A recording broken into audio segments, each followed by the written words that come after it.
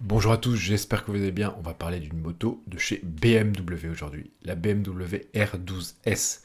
Donc en vrai, c'est un hommage à l'iconique R90S en 1973 qui avait un flat de 67 chevaux qui est la première moto de chez BMW à dépasser les 200 km/h. Voilà, rien de plus, rien de moins. À l'époque, c'était magnifique. Maintenant, ça l'est beaucoup moins, c'est sûr. On va passer direct au truc qui pique un petit peu, le prix de cette moto.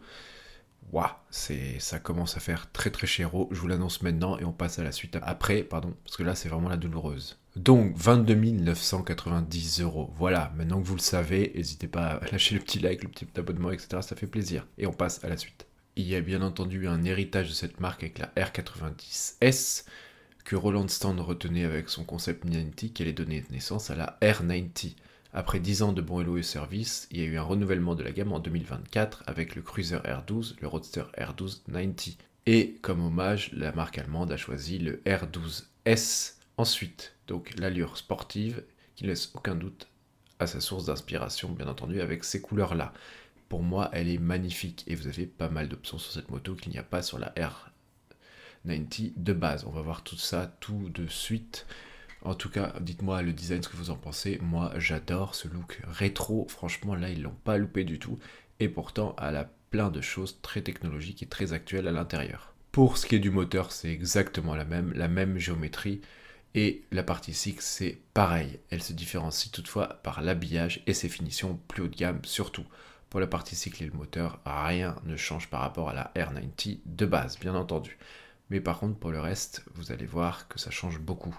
Visuellement déjà, on parlait de la R90S tout à l'heure, elle ressemble énormément. Repris des couleurs de la victoire de Daytona en 1976, donc juste après la production de cette moto, elle a vraiment très très vite gagné. Et pour remémorer ça, vous avez un double pinstripping sur le réservoir, panneau en aluminium brossé apparent, surpiqûre orange de la selle et du dosseret, ainsi que de la fourche de tête et la bulle teintée.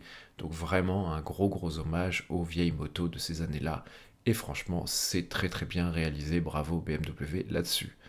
Malgré que pour le prix, oui, heureusement que c'est bien réalisé, en effet, parce que le prix, quand même, on se rapproche des motos haut de gamme de la marque. Et des motos surtout très très abouties, avec des gros moteurs, etc. Mais bon, il faut bien de tout pour faire un monde.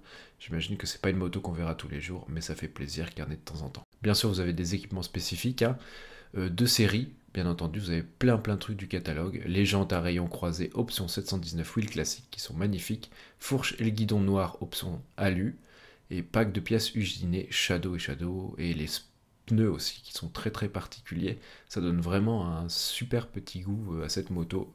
Vraiment, waouh. Et bien entendu, vous avez l'électronique aussi qui est équipée sur cette moto. L'aide au démarrage, shift assistant pro, shifter, donc aller à la montée et à la descente, régulateur de vitesse, poignée chauffante, éclairage adaptatif. Donc dans les virages, ça va aller plus à gauche ou à droite en fonction de comment vous tournez. Bien sûr, vous pouvez encore plus personnaliser cette moto avec le catalogue, mais bon, là on s'en fiche. Je vous souhaite une bonne journée, je vous dis à bientôt, 22 990 euros, on n'oublie pas, et à la prochaine pour une nouvelle vidéo. Bye bye les riders.